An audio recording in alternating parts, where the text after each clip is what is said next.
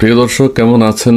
আপনাদের সাথে একটা গুরুত্বপূর্ণ কথা শেয়ার করতে চাই। সেটি হচ্ছে আসিফ মাহমুদ সজীব ভুঁইয়ার বিমানবন্দরের যে কাণ্ডটি আমরা দেখেছি, দেশবাসীর নজরে এসছে, সেটি হচ্ছে তার ব্যাগে একটা ম্যাগাজিন পাওয়া গেছে বুলেট সহ। এখন যারা আমরা দেশ বিদেশে যাতায়াত করি তারা নিশ্চয়ই জানেন, চেকিংয়ের সময় কোনো কিছু যদি অবৈধ পাওয়া যায় বা তাদের সন্দেহ হয়, তখন কিন্তু তারা কয়েকজন মিলেই সেটি চেক করে এবং ঊর্ধ্বতন কর্তৃপক্ষকেও ডাকা হয় যদি ভয়ঙ্কর কিছু বা বড় কিছু সন্দেহ করে তারা। সেই ক্ষেত্রে যিনি ওই লাগেজের মালিক তাকে কিন্তু সেটি দেয়া হয় না, এবং সবাই মিলে যখন সিকিউরিটি সিদ্ধান্ত নেয় যে ব্যাগের মালিক বা লাগেজের মালিককে এখন ডেকে এটি ওপেন করা হবে, এবং ওপেন করা হলে যদি সন্দেহজনক কিছু পায় সেটি কিন্তু আইনশৃঙ্খলা বাহিনী বা সিকিউরিটির দায়িত্বে যারা থাকেন তারা রেখে দেন। সেটি কখনো ও লাগেজ ওনারের কাছে দেয়া হয় না, যেটি আমাদের বিমানবন্দরে ভুল করেছে। ওই ব্যাগটি অবৈধ জিনিসটি পেয়ে আসিফ মাহমুদ সজীব ভুঁইয়ার হাতে দিয়েছেন, আসিফ মাহমুদ সজীব ভুঁইয়া তার পিএসকে দিয়েছেন। এটা কোনো দিন কোনো এয়ারপোর্টে এই কাণ্ড হতে পারে না। যদি সন্দেহজনক সামান্য কিছু একজনের ব্যাগে, একটা হ্যান্ডব্যাগে একটা ওই যে সেলফি স্টিক ছিল, সেটা সন্দেহ হয়েছে, এবং সবাই মিলে নিরাপত্তা কর্মীরা বিভিন্ন দেশে যাওয়া হয় আর কি, ওই ব্যাগ সন্দেহ করে ঊর্ধ্বতন কর্তৃপক্ষকে ডেকে এইটা ওই ব্যাগ ওনারের সামনে খোলা হয়েছে, এবং খোলার পর ওইটা আর তাকে নিতে দেয়নি যেহেতু সন্দেহ হয়েছে। আচ্ছা, তো এইভাবে আমাদের এয়ারপোর্টে, এটা একটা আন্তর্জাতিক বিমানবন্দর, আন্তর্জাতিক আইন কিন্তু লঙ্ঘন করা হয়েছে। এতে কিন্তু বাংলাদেশের বিমানবন্দরটির বদনাম হয়ে যাবে। আরেকটি কথা যেটি কনসার্ন এবং সবাই যেটা নিয়ে চিন্তা করছে, যে আসিফ মাহমুদ সজীব ভুঁইয়ার আরও 2টা ব্যাগ ছিল, সেই ব্যাগে পার্ট নাকি অস্ত্র রাখা ছিল। আপনার পিস্তল হতে পারে বা অন্য কোনো একটা, যেহেতু আমরা জেনেছি যে সেখানে ম্যাগাজিন পাওয়া গেছে, বুলেট পাওয়া গেছে, আরও 2টো ব্যাগ নাকি ছিল, সেখানে পিস্তলের অংশ বিশেষ, এক ব্যাগে এক অংশ, অন্য ব্যাগে আরেক অংশ, এইভাবে ছিল, মানে জোড়া লাগানোর পরে একটা অস্ত্র হয়ে যেত। আচ্ছা, অর্থাৎ বিচ্ছিন্নভাবে তিনি নিয়ে যেতে চেয়েছিলেন, এটা অনেকে সন্দেহ করছে।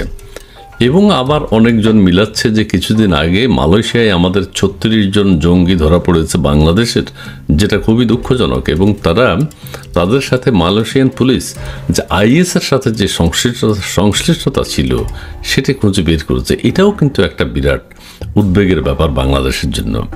কাজে আসিফ মাহমুদ সজীব ভুঁইয়া, অনেকে বলছেন যে বিমান হাইজ্যাক করার কোনো পরিকল্পনা ছিল কিনা। এখন নানানবিধ সন্দেহ তো মানুষের দানা বাঁধবেই, সন্দেহ জাগবেই। এত বড় একটা ডিজাস্টার বিমানবন্দরে হতে পারে না, এবং হওয়ার পরে এটি ধরা খাওয়ার পরেও, জিনিসটি বের করার পরে এটি আইন শৃঙ্খলা বাহিনীর কাছে যাওয়ার কথা, এবং অন্য সাধারণ মানুষ হলে সাথে সাথে তাকে গ্রেফতার, তাকে পুলিশে সোপর্দ এবং তার বিরুদ্ধে বিভিন্ন ধরনের মামলা দায়ের করার আশঙ্কা ছিল। কিন্তু আসিফ মাহমুদ সজীব ভুঁইয়ার বিরুদ্ধে সেটি করা হয়নি। এটি পুরো আন্তর্জাতিক Dhaka airport, Dhaka international airport, আমাদের এই বিমানবন্দরের একটা দুর্নাম অলরেডি বিশ্বব্যাপী ছড়িয়ে গেছে, যে এই বিমানবন্দরে কোনো কিছু সিকিউর না। নিরাপত্তা প্রহরী যারা আছেন 2-3বার চেকিংয়ের পরেও এই জিনিসটা ধরতে পারেন, এটা কিন্তু মারাত্মক ক্রাইম। আরেকটি বিষয় হচ্ছে, আপনারা দেখবেন যে এক দেশে যখন চেকিং হয়ে যায়, যেখানে আমরা ল্যান্ড করব সেখানে কিন্তু আর দ্বিতীয়বার চেক হয় না সন্দেহ না হলে। অর্থাৎ লাগেজের পথে চলে যায়, আমরা বেল্ট থেকে নিয়ে নিই, হ্যান্ড ক্যারি যেটা, সেটা আমরা হ্যান্ড ক্যারি নিয়ে বেরিয়ে যাই, যদি সন্দেহ না হয় কেউ আর চেক করে না। কিন্তু এখন থেকে যেটি হবে আশঙ্কা করা হচ্ছে, যে বাংলাদেশের চেকিংয়ের পরেও যে দেশে আমরা ল্যান্ড করব ওখান থেকে, এয়ারপোর্ট থেকে বের হওয়ার সময় আবার আমাদের প্রত্যেকটি লাগেজ চেক করা হবে। কারণ ভিতরে যদি কিছু থেকে যায়, বাংলাদেশের চেকিংয়ের ব্যাপারে আন্তর্জাতিক কর্তৃপক্ষের অ্যাভিয়েশন বিশেষজ্ঞ যারা আছেন, যারা অ্যাভিয়েশনে কাজ করেন, তাদের সন্দেহ ঢুকে গেছে যে এই দেশের যন্ত্রপাতি ভালো না, অথবা এই দেশের মানুষ, এই দেশের আইন শৃঙ্খলা বাহিনী, এয়ারপোর্টের নিরাপত্তায় যারা আছেন তারা সঠিকভাবে চেকিংটি করেন না। এই সন্দেহ আর পৃথিবীর কোনো দেশ কারো মন থেকে দূর হবে কিনা কেউই বলতে পারছেন না। কাজে আসিফ মাহমুদ সজীব ভুঁইয়া একটা মারাত্মক অপরাধ করেছেন ঢাকা এয়ারপোর্টে, এটি ক্ষমার অযোগ্য। এখন কেউ কেউ বলছেন আসিফ মাহমুদ সজীব ভুঁইয়া দেশে ফেরার পর তাকে গ্রেফতার করা হবে বা গ্রেফতার করা উচিত। আরেকটি বিষয় হচ্ছে তিনি কোন জায়গা থেকে এটি লাইসেন্স নিয়েছেন, সেই লাইসেন্সটি জনগণের সামনে প্রদর্শন করা।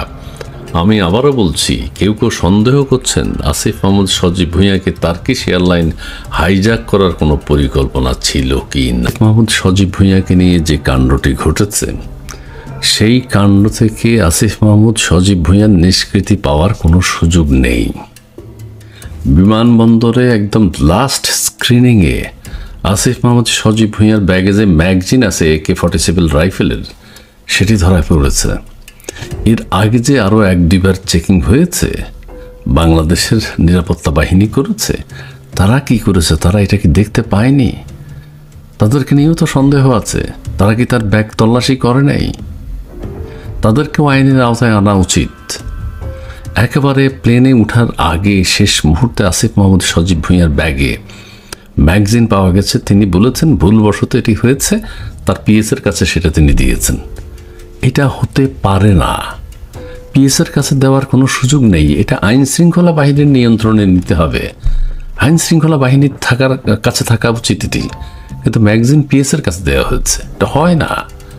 আর ভুলবশত তিনি কিভাবে বলেন? ভুলবশত তো সড়ক দুর্ঘটনাও ঘটে। সড়ক দুর্ঘটনায় কেউ তো কাউকে ইচ্ছে করে মারে না, কিন্তু যিনি অপরাধী, চালক বা যেই হন, তাকে আইনের আওতায় আনা হয় এবং তিনি যদি দোষী সাব্যস্ত হন, তার ফাঁসি হয় অথবা জেল হয় বা বিভিন্ন ধরনের অর্থদণ্ড হয়। ভুলবশত অ্যাক্সিডেন্ট হয়, ইচ্ছা করে তো কেউ করে না। কাজেই আপনি যদি বলেন ভুলবশত আপনার ব্যাগে এটা রয়ে গেছে, KPI ভুক্ত এলাকায় বিমানবন্দর, সেখানে আপনার ব্যাগের ভিতরে এই অস্ত্র আছে, এটা তো ভুলবশত হতে পারে না। এই ভুলের ক্ষমা নেই। ভুলবশত হয়েছে ঠিক আছে, কিন্তু এই ভুলের তো ক্ষমা নেই। সড়ক দুর্ঘটনায় অ্যাক্সিডেন্ট হয়ে একজন মারা গেল বা আহত হলো, যিনি কাজটা করলেন তিনি তো ভুলবশত করেছেন, এটার তো কোনো ক্ষমা নেই। তাকে আইনের আওতায় আনতেই হয়। আসিফ মাহমুদ সজীব ভুঁইয়া এখন বিদেশে আছেন। দেশে আসার পর অবশ্যই আইন শৃঙ্খলা বাহিনী তাকে হয়তো গ্রেফতার করবে, জিজ্ঞাসাবাদ করবে কীভাবে কী হয়েছে। সরকারের পক্ষ থেকে হয়তো উদ্যোগ নেওয়া হবে। আসিফ মাহমুদ সজীব হয়তো নিজেই বলবেন আমাকে গ্রেফতার করা হোক। আর যদি এইটার আসলেই এই অস্ত্রের লাইসেন্স তার কাছে আছে কি না, সেটিও দেখার বিষয়। লাইসেন্স থাকলে এটি AK-47 রাইফেলের কি লাইসেন্স হয়? কারণ নিরাপত্তার জন্য কি AK-47 লাইসেন্স রাইফেল দেয়া হয়? সেটিও যাচাই করতে হবে তার সত্যিকার অর্থে লাইসেন্স আছে কিনা। আর যদি হয় যে না, আমরা যে আন্দোলন সংগ্রাম করেছি, জুলাই আগস্টের ঘটনা ঘটিয়েছি, আমাদের AK-47 রাইফেল সবার ঘরে ঘরে আছে, সেটা হলে অস্ত্রের উৎপত্তি কোথায়, এটা ঠিক আছে। আপনারা জুলাই আগস্টে যে ঘটনা ঘটিয়েছেন, আপনাদের সবার কাছে AK-47 রাইফেল আছে, আপনারা সশস্ত্র বিপ্লব করতে চেয়েছিলেন, সেটা হলে সেটাও আপনাকে স্বীকার করতে হবে। অথবা কে আপনাকে লাইসেন্স দিয়েছে সেটা খুঁজে বের করতে হবে। AK-47 এর লাইসেন্স সত্যি হয় কিনা সেটা বের করতে হবে। তার কাছে কতগুলো অস্ত্র আছে সেটাও জানতে হবে। এখন তিনি যখন দেশে আসবেন, তাকে গ্রেফতার করলেই সকল কিছু হয়তো রিমান্ডে নেওয়ার পর জাতি জানতে পারবে। কিন্তু ভুলবশত KPI ভুক্ত এলাকায় আপনি ম্যাগজিন নিয়ে যাবেন, এত বড় একটা ঘটনা, এটা ভুলবশত হওয়ার কোনো সুযোগ নেই। যদি ভুলবশত হয়েও থাকে, সেই ভুলের জন্য আপনাকে আইনের আওতায় আনা উচিত।